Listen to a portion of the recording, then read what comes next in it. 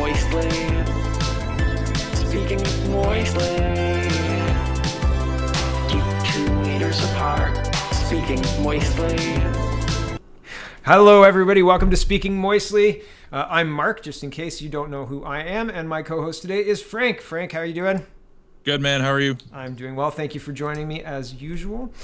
We are going to get as Thursday, we've been having a hard time connecting and internet connectivity issues and all sorts of other stuff. So I'm glad that we're finally able to get together and chat. All right, so the first story today will be Andrew Scheer wants some form of in-person parliament to resume after May 25th. Now, parliament has been not happening for the last long while. We've had one in-person sitting per week with a reduced number of MPs and virtual sittings, 2 of them a week. And Justin Trudeau has been addressing the nation daily, most days, not today and not yesterday, at 11:15, spending our money, etc. I am of the opinion that we should have in-person parliament. That is where the rules are set. That is where the expectations are set. That is where our laws are made. And having, in my opinion, a parliament that is virtual opens it up for all sorts of interpretation problems, procedural problems. And I mean, well, I'll show you an exchange in just a minute. But Frank, what do you think about in-person versus what's going on and all that? I think I'm 100% with you. We need to reestablish in-person parliament. It's time that we have our due process restored, especially in parliamentary procedure. And there are so many changes coming down the pipe with these ordering councils to seize people's property and with basically rampant what they call charter rights violations, but we don't really have charter rights. We just have some rights that the government can interpret however they want. Yeah. Very, very, very weak document. Indeed. I want to jump in just on the having the gun ban, and I've read there's a couple of challenges when there's Parliament prorogued. So right now Parliament is not happening under the traditional sittings, right? They've agreed, but this could be a council meeting, like not a council. What are those called? Committees. There we go. I just need to look at you. Committees to deal with COVID, the emergency, right? But is this parliament, and if it's a prorogue parliament, can they use an ordering council to ban the guns? That's one question. And the other question is the legality of banning the guns is in question, maybe because of the government's willingness to allow Indigenous hunters to use them for hunting, because there's a rule that says you can't do that and also take the same guns via ordering council. So weird, right? Yeah, it's incredibly strange. And I mean, if they in one breath they say that you can't use these guns for hunting, and in the other breath they say, well, the natives can keep them for hunting. But I mean, clearly, if you're hunting with them, there's a lot of legitimate questions there. Yeah. I love the idea, and I'm being sarcastic there, that we could have virtual parliaments, that we can meet. We can under a Westminster system, we can have virtual parliaments, that they're trying to portray this as a modern paradigm, but they're slapping modern technology on top of an archaic and outdated system. So if you want to create new systems of government, I'm all for that, because we haven't had a good governing institution upgrade for a long time. And as far as I'm concerned, when people talk about loyalty to the heritage of Canada, there's a lot there that I'd like to get rid of, because we don't really have a functional democracy. We should have the right of recall. We should have an elected Senate. We should have these constitutional discussions. Yep. They think they can just sort of slap virtual meetings on top of it, which are, as you noted, subject to abuse. Ministers can have connection issues when they get into a difficult spot. They don't show up, all this stuff. As it sits right now, we got to have them back in Parliament, and they can do it safely. I mean, put their masks on, do whatever they got to do, but get them in there, and let's have government back, whatever little bit of government we actually have. Yeah, and it's representative. And right, and I agree with you. I think that there's a lot to be desired with regard to recall and Senate. And I mean, there were high ideals with Trudeau's Senate reform ideas, but it's not coming together. We're seeing the same factioning off anyway. So you might as well have the 2 houses of the Senate and have some proper trimmings of an actual constitution, an actual. Well, and it's ridiculous when Trudeau did his apology tour, where he basically said, you know what, we said we were going to do this. It was going to be the last first past the post election. This is 2015. And then he came out a year and a half later, and he said, you know what, we can't do it. And I'm going to go on a taxpayer-funded junket apology tour all over the country, and I'm going to take responsibility because I'm a big man. His dad did it in 1982. And we've adopted this myth in Canada that Pierre Trudeau is the most popular prime minister we've ever had, and he was a rock star and all this stuff. It's bollocks. His majorities weren't that massive. He got kicked out into a minority, and that's how we got the minority conservative government. And then he came back and he repatriated the Constitution. So if I got the timeline out of order there, I don't know if I do off the top of my head, but if he could do it in 1982, why can't we have a conversation now when we have so many, like we never had this option in 1982 to have a conversation virtually. We can all converse, we can all interact, we can use different technologies to give people a fair say. Like I look at blockchain and I see a big opportunity for direct democracy that's verifiable, that everybody's got a stake in, and there's no way to fudge it because you can see it operating in real time. I mean, when that's exciting. And when you say there's no way to fudge it, I say, not challenge accepted. I'm not that smart, but I'm pretty sure there are people out there who are that smart who go, okay, overconfident. But at the same time, like I hear what you're saying, and I think that there is potentially a path for that, and that's what I said on my show earlier this week as well. Maybe today, maybe the other day.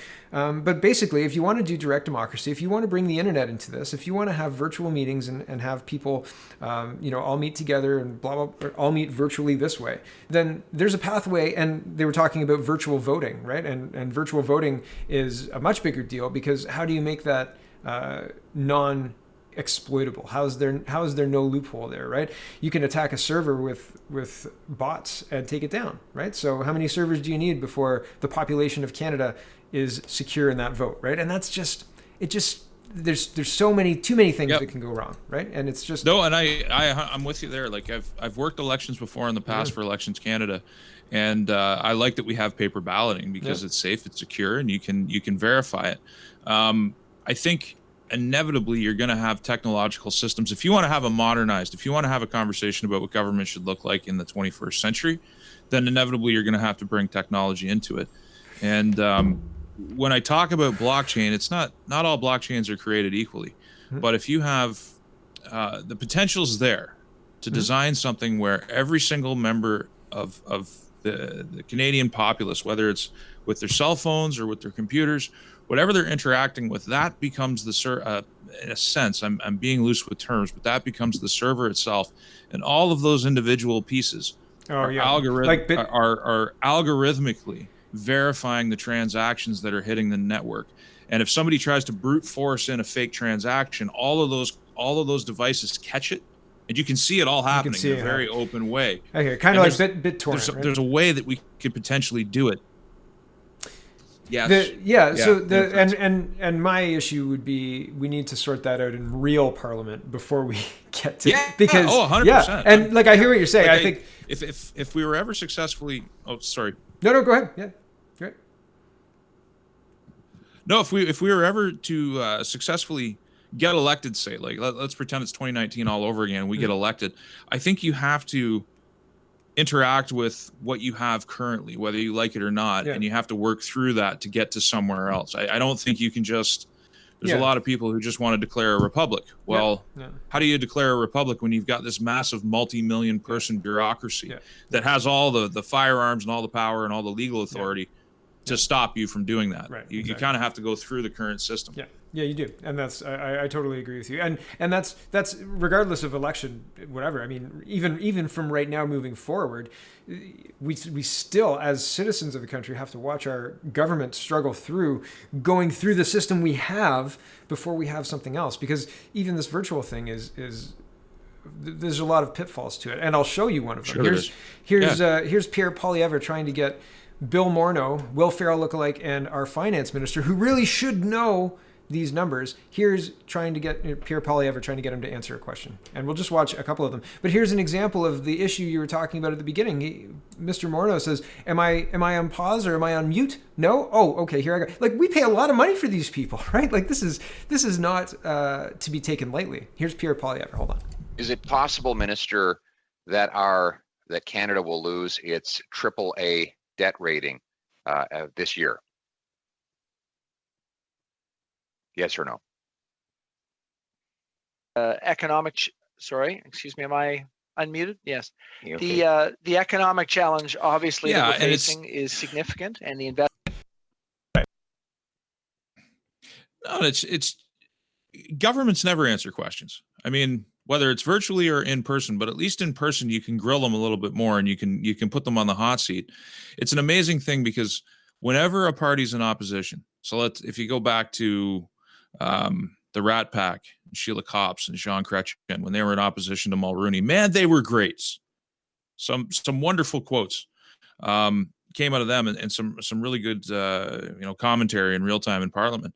But then they get into power, and all of a sudden they're the ones that can't answer questions, right? So I mean, it's a problem all around. I can't hear you, brother.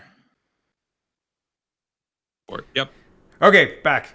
Sorry, there was a little technical difficulty, but yeah, it's a real problem when you start talking about getting into power. Like, well, and it's historical. You can even go back to when religion was the power, and the people who were criticizing the religion were free to say, well, I wouldn't do it like that, right? But you don't have to be held accountable by the rest of the supporters of the religion. There's a lot of freedom in being the opposition, but a lot of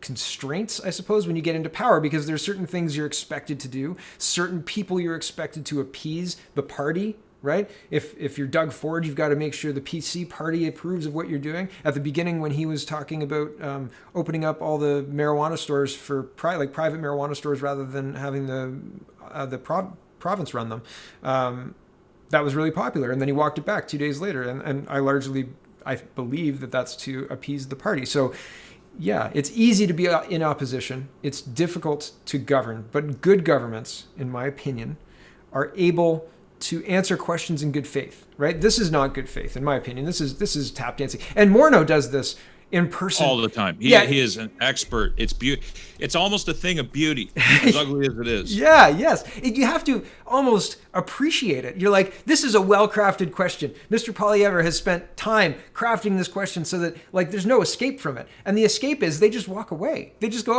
or they just answer the question they wish they were asked, or they just repeat the talking point. Like Morneau does it with a straight face and a smile all the time. These people are snakes. My problem with politics is well, I have a lot of problems with politics.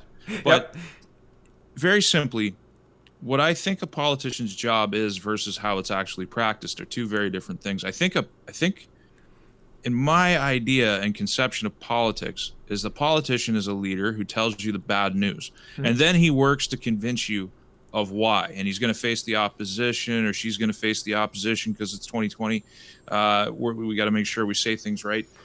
They're going to face the opposition. They're going to get shot down in the media. They're going to have all these different problems.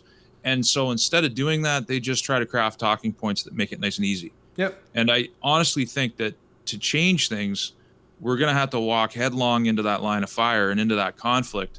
And it's going to be a perpetual state of argument, which is what it should not. It is argument, but I mean, informed debate as to why this thing that might not be popular is the right thing to do, and then convincing the public of that. Well, I think that by debating the facts, I'm utopian here, but I was going to say, and I think that it's funny because, fundamentally, I think they're playing a different game. I think that's it, and I think that they're looking at it from the perspective of they're playing a different game. The people who look at the problems that are apparent, that the rampant debt, the $250 billion in debt, the shutting of the economy, the ongoing unemployment, the rampant spending, the irresponsible spending that this government is doing aside from COVID-19, before all of this anyway. We look at that and see problems, and other people look at that and see the talking points that they're told to respond to, and they say, oh, well, that's not a big deal.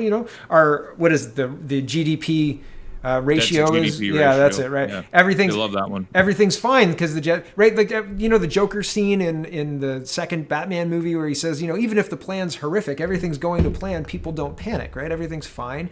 This is the plan, man. So welcome to the plan to devalue our currency. And I'm not sure why. I'm not sure what the motivation is for Trudeau or for this Liberal government to have this economic quagmire that we're rushing headlong into. I don't know what the motivation is, but it's clear we're doing it, and it's clear they're not going to answer a question about it, right?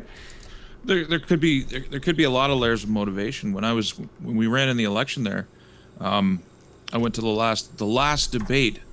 My former MP here was a Liberal, and she sat on that stage and she actually said with a straight face, I was beside myself. I was glad I got to finish talking. Like I got to go after her, Yeah. but she said that the debt actually isn't going up; it's going down. She actually used that sort of phraseology, and she said because our GDP is expanding faster than the debt, so the percentage of our debt versus GDP is going down. And I'm like, you just reversed reality, yo. The number's going up. Like the debt is going up. It doesn't matter if you have this inflated economy, which is based on money printing, and you're using that inflation as a way to justify your spending. Yeah, and it's very so. I mean, I ran into this as well. It's very interesting watch, and even just like doing my show and stuff. You see people who are, well, Miss Haydu, right? Graphic designers or people who are teachers or who have not had, debate be part of their day, or not had running a country or running a healthcare system or running those major things, right? Like never stepped foot in a hospital, and now that's your job, right? So we've got people who are in a situation who they're expected to be experts or to find experts and to be advised that way and then communicate that to the public. That's all very, very difficult, even if you've got somebody who's competent in the role. And then when you put somebody like Miss Haydu or Mr. Morneau, right? And then their incompetence shines through because like either they can't or won't answer a question, or when they do answer a question, it looks like they don't know, right? Or 2 weeks later, borders don't help. Let's close that U.S. border, right? Don't wear a mask. It doesn't help. Let's everybody wear masks because 2 weeks to flatten the curve, or right? It's so weird. Yeah. So I don't know. I haven't really set you up with a question, so I guess we'll move on to the next story. Do you want to say anything about that? No, just you really touched on the fact that we are now governed by people who have no competency in the ministries that they run, and Morneau should, by all rights. Morneau should. He just seems incompetent, right? Like he's a lawyer, like Chappelle Morneau. He covers the. They do the CCP or the retirement fund, right? Like they should. They're long in the tooth. They, by all rights, by his credentials, he should be a very good finance minister. And it's just sad that he's not, and he won't answer questions, and he's kind of a snake, and he looks like Will Ferrell.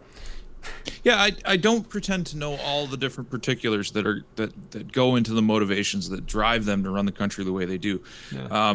And I gravitate to different areas at different times, but I think right now, if you look at it, you're not allowed to talk about China and you're not allowed to talk about dual loyalties. Mm-hmm. And I think a lot of that has to do with there's a lot of pecuniary interest that has an influence on our government who are well positioned to do well from the sellout of the country's natural resources and land and real estate to CCP or Chinese citizens, and they don't want that talked about. So I sometimes wonder if they just pick people to throw into these roles who will take the six figures, take the pension, and who will just push the talking points. Yeah, just push the talking points, and it's not.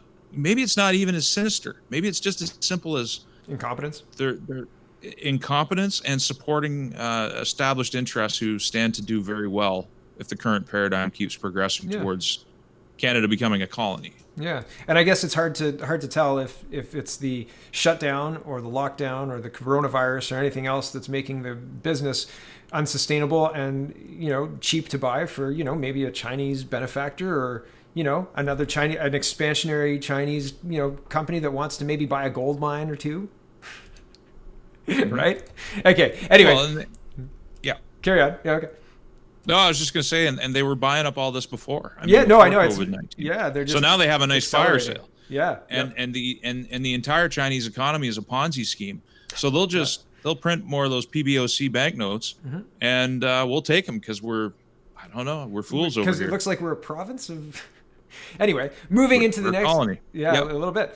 Moving into the next story, and this is kind of related to what we were talking about: virtual parliament versus in-house or versus in-person sittings, and the legislative calendar, meaning the laws that they want to pass has taken a back seat. And this is the one I wanted to talk about, the single-use plastic ban likely delayed due to pandemic, Environment Minister. So that's not Catherine McKenna, by the way. That's a different Environment Minister. And I don't know the name. She hasn't got the memo yet. I think she still thinks she's working on it. Yeah, to watch her Twitter, she definitely thinks she's biking to work in her heels. I often wonder if she's actually upset that she was moved. And she's just not letting go, and there's some sort of personal business between her and Trudeau that just allows her to just keep pretending like she's being a minister. I have no idea. Well, she's still a minister, I think, isn't she? I thought yeah, she just not of the ministry that she would like to be minister. Okay, yeah. Maybe not. I don't know. They always move the ministries. Jody Wilson-Raybould didn't want to be in Seamus's job, right? But I think that the plastic ban specifically, they didn't want to push that one through, but they got the gun ban through. And again, at the top, I talk about how that's not, so legal. But plastics, no problems. Guns kill people. And then, have you guys been paying attention? I have a Twitter hashtag that I do, Toronto Violence. Whenever there's a shooting or a stabbing or somebody gets run over or whatever, I just retweet it with hashtag. And, since the gun ban went in, all those AR-14 or 15 shootings that were happening in Toronto, which were 0, by the way, still happening.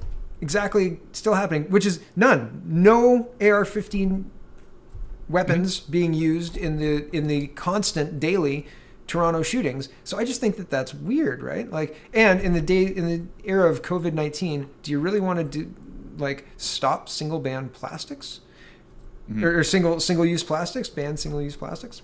Frank, what do you think? No. All of a sudden, there's this great appreciation for single use plastics again. I know my wife left the house 3 days ago now.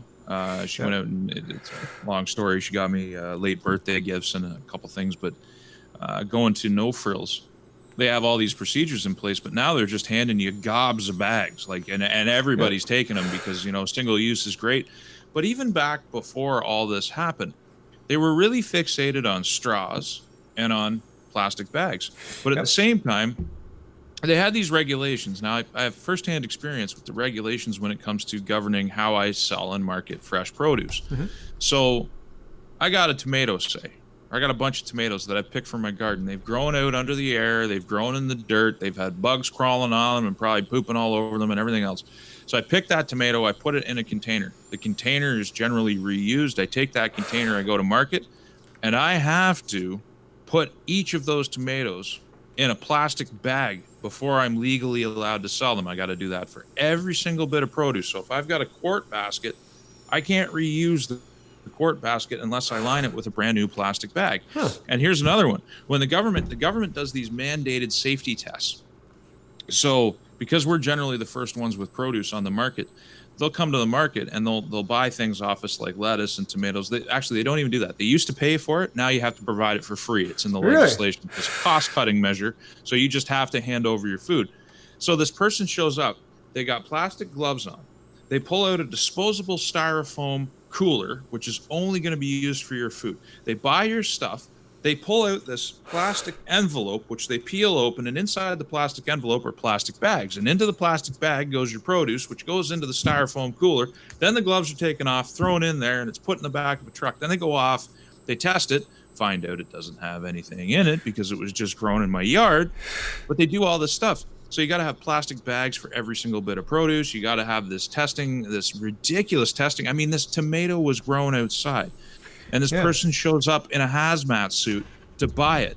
Crazy. And they're talking about straws and plastic bags. And now all of a sudden, that's off the radar. They can effectively come and take guns, which won't do anything for public safety. And by the way, you mentioned shootings in Toronto. Yeah. That's going to be the next thing.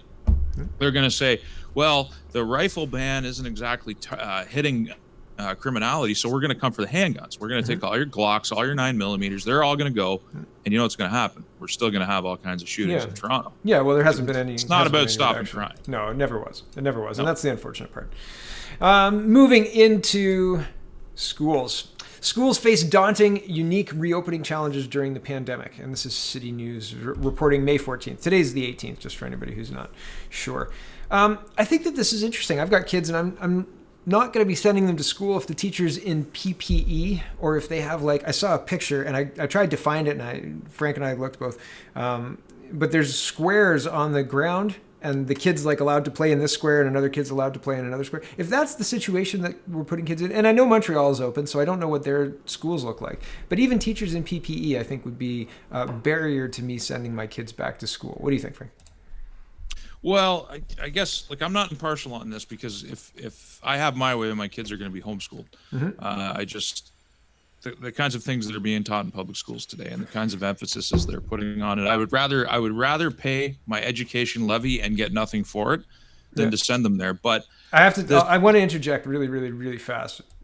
I have really enjoyed having my kids home, and it is very interesting how well they're able to learn things. My daughter's been doing art and stuff on YouTube with like an art drawing thing.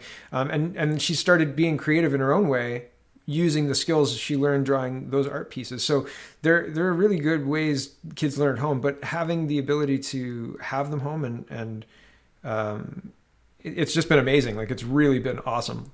And after like I have the experience of sending my daughter to school. She's in grade 2, so I have the comparison. And like I've noticed a difference in her and my son from the daycare. And they're all wonderful people that we send them to. The people are great, but it's like 100 times better being able to have them home and have them all day. It's very different. Anyway, sorry, I just wanted to talk about that.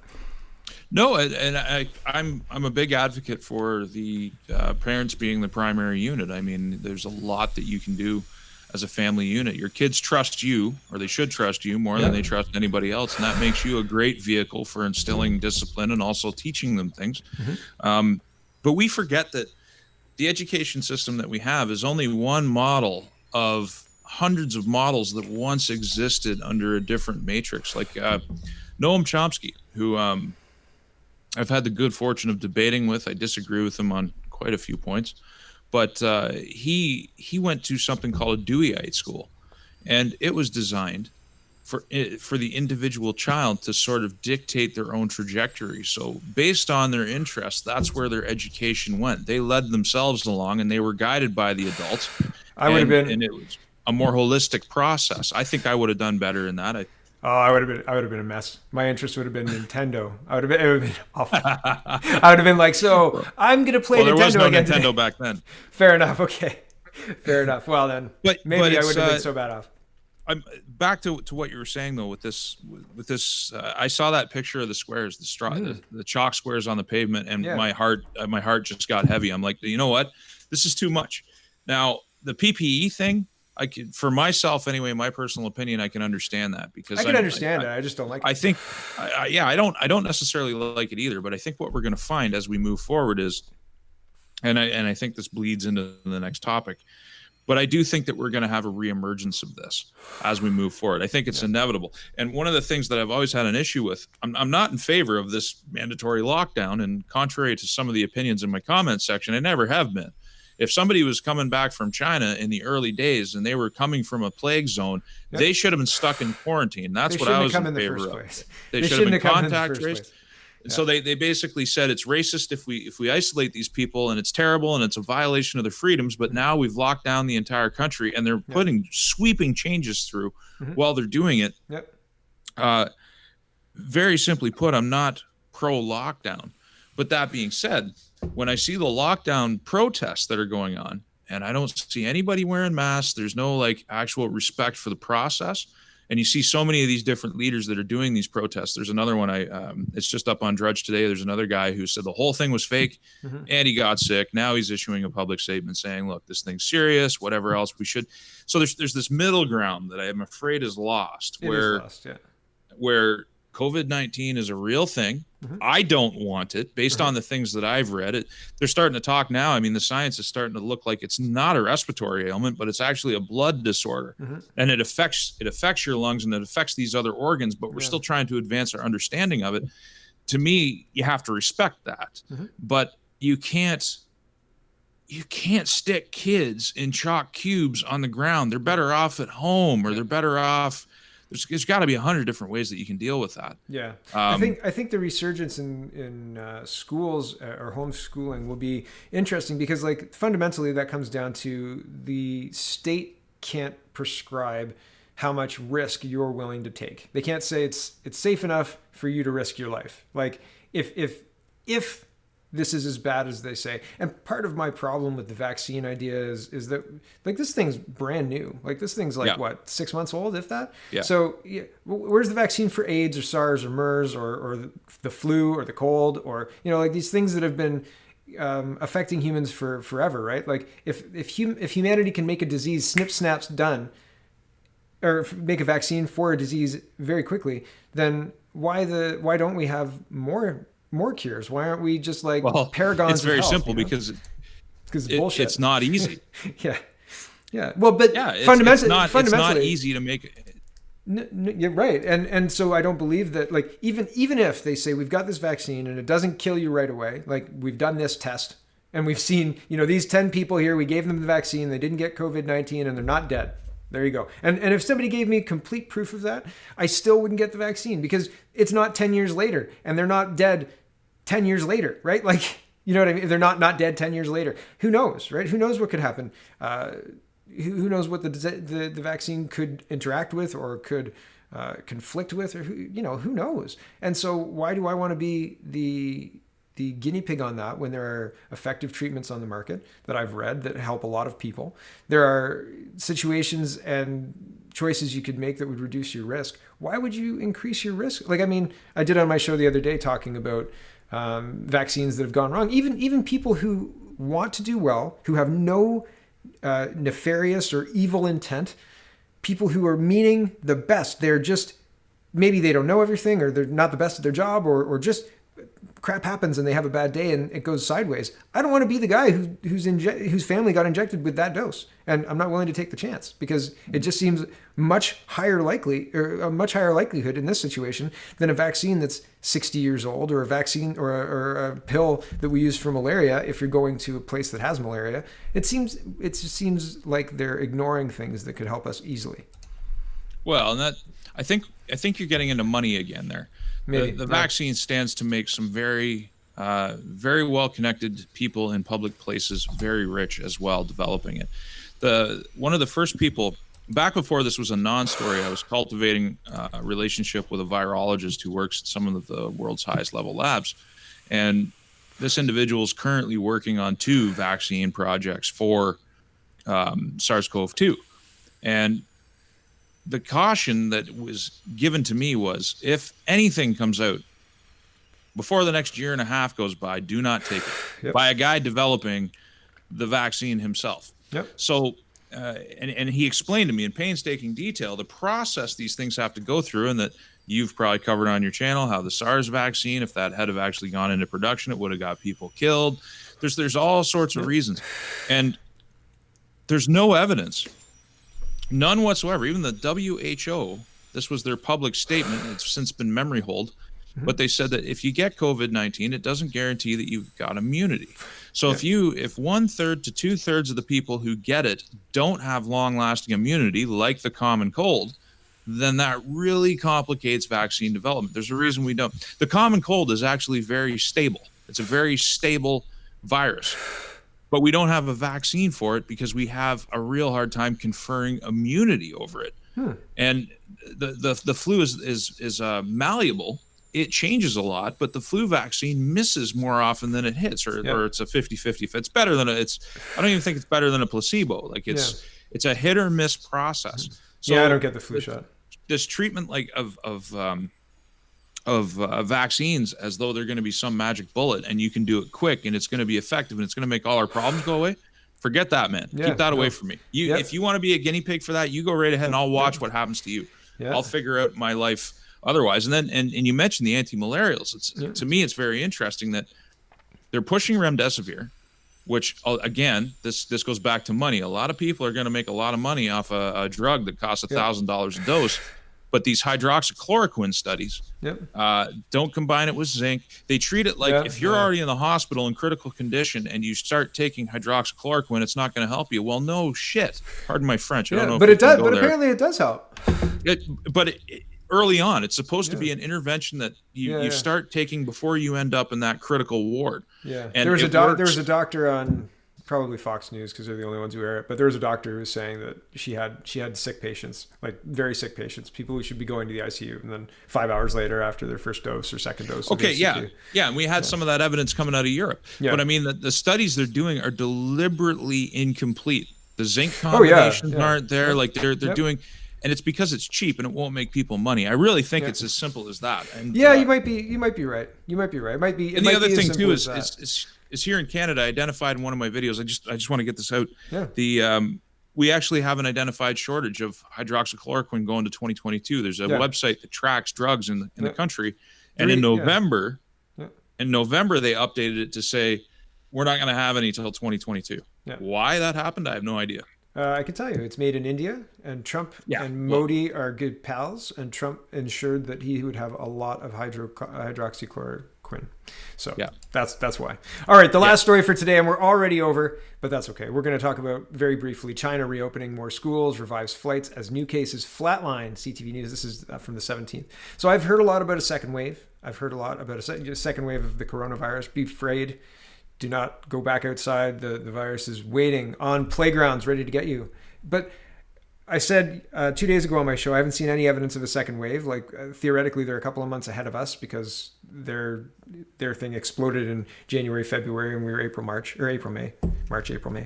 And so now they're reopening, but we're being, told second wave. Somebody sent me an Epoch's Time video that said second wave and showed people collapsing on the ground again. I don't know. What do you think? Is China reopening? What's going on? What do you think? Should we reopen? When it comes to, I think we should reopen, but I think we have to do it smart. We cannot do this forever. And I'm getting sick of this. I mean, my mother's in quarantine. I'm in quarantine, self-imposed. We're both clean, but it's illegal for me to go and see her and take my family there. I want to go and see my mother. Yeah, for sure. Sick of this video call crap. Like I'm just about done with this. Let me make my decisions. Yeah. When it comes to China, there's nothing we can believe out of this country. This idea that the United States can have over 1 million cases and the Chinese only have 80,000 is one of the greatest pieces of manure that's ever been purported. And the WHO and Theresa Tam and all these other people who just repeat it make me sick. They probably have 80,000 dead. Let alone, it doesn't matter. Well, I was going to, but at the same time, though, like, what are their flu rates? Like, and not that I'm on the other side of it, but like, I want to see conclusive evidence that this is a thing that is genuine. Anyway, carry on. So here's how I read China early on, and this is back when this wasn't a story. I was talking about this a lot on my channel when nobody was really talking about it, and they had locked down. It got up to about 800 million people were locked down, and I said that. When it comes to China, they're worried about one thing, social order and the economy. They don't want either of those things to fall apart. And then they just shut down their economy. That told me something. Mm-hmm. So Bloomberg just published 8 hours ago that the province of Jilin province, they've cut off trains and buses, shut schools and quarantined tens of thousands of people. And now they're talking about they're talking about putting 100 million people in the Northeast back into lockdown. Mm-hmm. So why would China do this? Like it's an action, and their words are very, very reassuring, but the action speaks to a knowledge of a bigger problem. So but my issue with that is we saw that at the beginning, and then Italy happened, and South Korea, Taiwan happened. Taiwan has kept low cases. There are places around the world. You had an example of one with low numbers, right beside Italy, weren't you? What was this? What was the place? No, maybe it was somebody else. Croatia. No, it was. I can't remember Anyway, it doesn't matter. Taiwan's got low deaths. I think they have like 100 deaths, 95 deaths or something like that. They're right beside China. So like, why does Canada have 5,000 deaths? What is so different than Canada's response and Taiwan's response? And there are a lot of differences, right? So big time, yeah. Right. And my issue has always been that we don't look at what's working and institute that here. We call people racist who point out potential issues. We say you can't possibly think that because that would make somebody uncomfortable. Like who cares? Okay. Yeah. Well, so what happens? I mean, somebody's Yeah. uncomfortable. What happens? Do Well, do they spontaneously combust? Yeah. Do they get rounded up and put in concentration?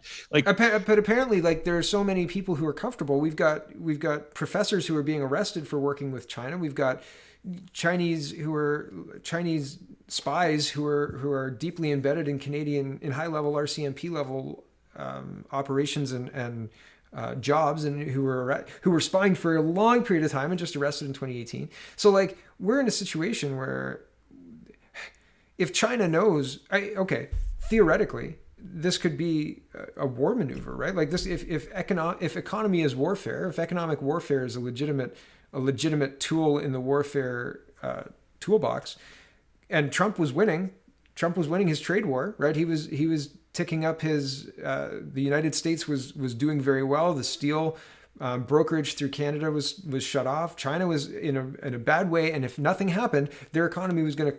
I don't know about collapse. A lot of people were saying the economy was going to collapse. Maybe not. I don't know. But they were losing that trade war. So maybe if you cast this in a different light, maybe the lockdown of 100 million people, I don't know. But I agree with you. They don't do that for nothing. I agree with you 100%. They don't do that for nothing. But I just don't know what the angle is, because it doesn't look like the problems that China's had with the collapsing on the street and all that other stuff is happening in the West. And if it's not happening in the West, and you've got a very low death rate across most of the population, across most of the West, the lockdown and the associated catastrophes that are lockdown and not COVID related is untenable, in my opinion. I think. Mm-hmm.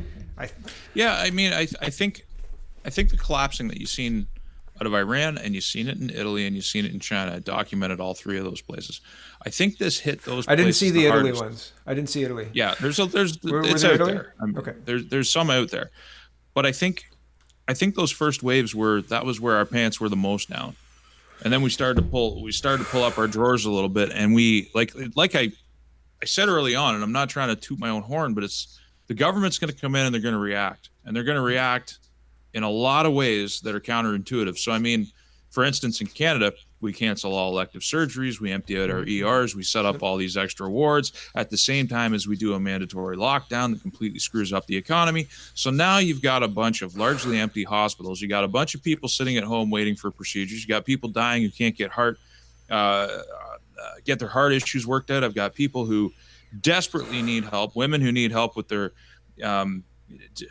endometriosis, hormone therapies, all these different things they can't get in to see because it's not considered essential.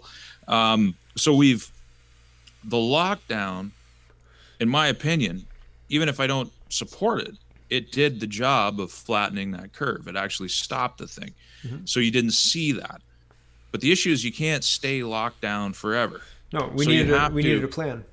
You need a plan, and you need and the thing is we're fighting our own inertia. When you have your government officials and you have your public health officials telling you, don't wear a mask, it's not a big deal, this thing is a little worse than the flu, it's like a common cold, it's not airborne, it's no big deal, blah, blah, blah, blah, blah. They're telling you all this stuff. And then they flip their script. What are we at? 4 weeks since the script flipped? Yep. And they became something completely different. So you're fighting your own inertia on that. Yep. Yeah. So it's so once we get past the inertia, it's like, okay, what do we tell people? How do we advise people on how to live their lives and try to reestablish? Because you can defer your mortgage for 6 months. Mm-hmm. You can defer your line of credit payments for 2 months. But at the end of the day, you can extend your tax deadline out to June 1st, and you can say you don't have to pay until September. Mm-hmm. But those dates are going to come due, and you can't extend forever. Yep. So and you can't run the economy on borrowed money, and you can't just hope and pray it away, I guess. It's it's a bad situation all around, and I don't know how it's gonna play out, but I am gonna watch it. And that, I think, brings us to the end of the show. Is there any final remarks you want to make today? No, I think we've gone long enough. We're like 10 minutes over, but that's all right. We've spoken moistly, very windy. Indeed. My microphone cover is not really. All right. Well, thank you very much for joining us. Check out speakingmoistly.co. Check out CanadaPoly.com. Check out CanadaReport.co. And Frank, do you have any URLs you want to plug? Yeah, I'm just at Frank Vaughan, VAUGHAN.ca. Awesome. All right. Thanks for watching, everybody. Here is our song. speaking moistly. Keep 2 meters apart, speaking moistly. Oh, what a terrible image.